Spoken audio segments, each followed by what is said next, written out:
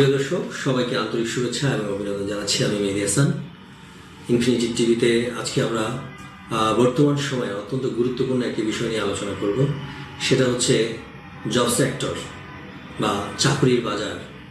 যারা বর্তমানে লেখাপড়া শেষ করে এই সময়ে চাকরির জন্য প্রস্তুতি নিচ্ছেন, শুধুই তাদেরকে বলছি, খুব খেয়াল করে শুনুন। আপনি গভর্নমেন্ট চাকরি করবেন অথবা প্রাইভেট কোম্পানিতে চাকরি করবেন, যেখানেই চাকরি করতে চান না কেন, সেখানে কিন্তু এখন একটি নতুন প্রযুক্তি রয়েছে। সেই প্রযুক্তির নাম হচ্ছে কম্পিউটার। সেখানে আপনাকে কম্পিউটার জানতেই হবে, বাধ্যতামূলক।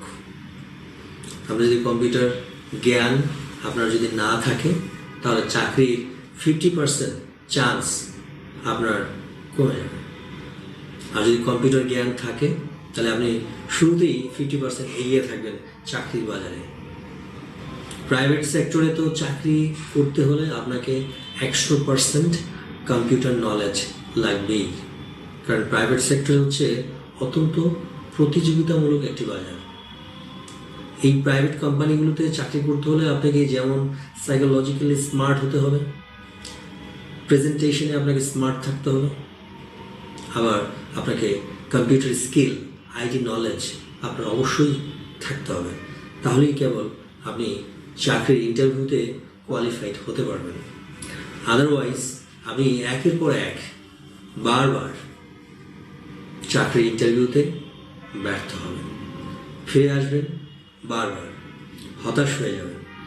তাই আপনাদেরকে আবার স্মরণ করে দিচ্ছি, চাকরির প্রস্তুতি নিচ্ছেন, তাহলে বলবো আগে কম্পিউটার নলেজ গ্যাদার করেন, কম্পিউটার এক্সপিরিয়েন্স নেন, আইটি সম্পর্কে একটু ভালো করে জেনে নিন, একটু আইটি কোর্স করে নিন, এবং সেই কোর্স নেওয়ার পরেই কেবল চাকরির জন্য প্রস্তুতি নিন এবং চাকরির বাজারে অংশগ্রহণ করুন। আদারওয়াইজ একের পর এক একাধিকবার যখন আপনি ব্যর্থ হবেন, আপনি হতাশ হয়ে যাবেন এবং মানসিকভাবে আপনি ভেঙে পড়বেন। তখন হয়তো ভাববেন, আমি যে লেখাপড়া করেছি সেটা কি আসলেই মূল্যহীন? তো চাকরির এই প্রতিযোগিতামূলক বাজারে যদি আপনি নিজেকে সাকসেস করতে চান, সফল হতে চান, তাহলে আপনাকে অবশ্যই আইটি এবং কম্পিউটার নলেজ আপনাকে অবশ্যই অর্জন করে নিয়ে তারপরে কেবল চাকরির বাজারে যেতে হবে।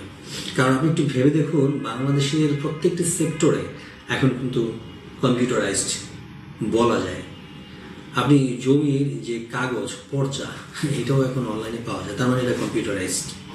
আপনি ট্রেনে চলবেন, সেখানে কিন্তু আপনার ডিজিটাল কার্ডের মাধ্যমে আপনি মুভ করছেন, তাহলে এটাও কম্পিউটারাইজড। ব্যাংকিং সেক্টর তো 99% কম্পিউটারাইজড। তাহলে আপনি কোথায় জব করবেন, কোথায় কাজ করবেন? প্রাইভেট সেক্টরগুলো তো জানেন, school, college, university all are computerized and digitalized. তো information technology is everywhere is available, right?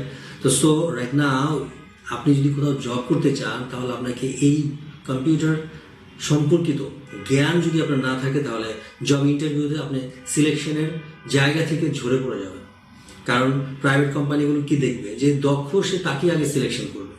যার কোনো কম্পিউটারের দক্ষ নেই, স্কিল নেই, তাকে কিন্তু আপনাকে সিলেক্ট করবে না। কারণ আপনাকে তার কোনো প্রয়োজন নেই, আপনাকে কাজ শিখিয়ে তারপরে আপনাকে দিয়ে তারা কাজ করে নেবে। কারণ তারা শেখানো স্কিল লোক অলরেডি মার্কেট থেকে নিয়ে যেতে পারতেছে। তো সো আপনাকে কেন তারা সিলেকশন করবে?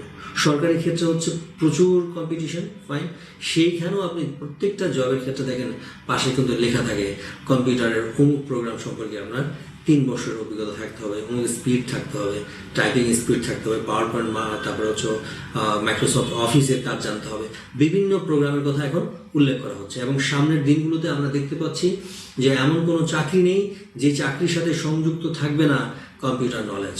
প্রত্যেকটা চাকরির অফারে কম্পিউটার নলেজটা আপনাকে এঙ্গেজ করে দেবে, যে এই বিষয়ে আপনার জ্ঞান থাকতে হবে, তাহলেই কেবল আপনি এই চাকরির ইন্টারভিউতে আসতে পারবেন।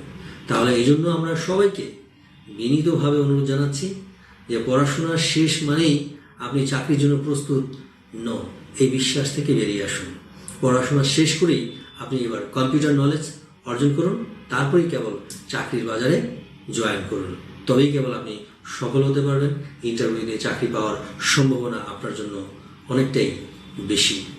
আর যারা কোনো কম্পিউটার জ্ঞান বা কম্পিউটার নলেজ যারা এখনো অর্জন করেননি তারা চাকরির বাজারে বারবার হতাশ হবেন। এটাই সত্যি, এটাই স্বাভাবিক। ধন্যবাদ সবাইকে আজকে এই প্রোগ্রামটি দেখার জন্য। ভালো থাকবেন। আল্লাহ হাফিজ।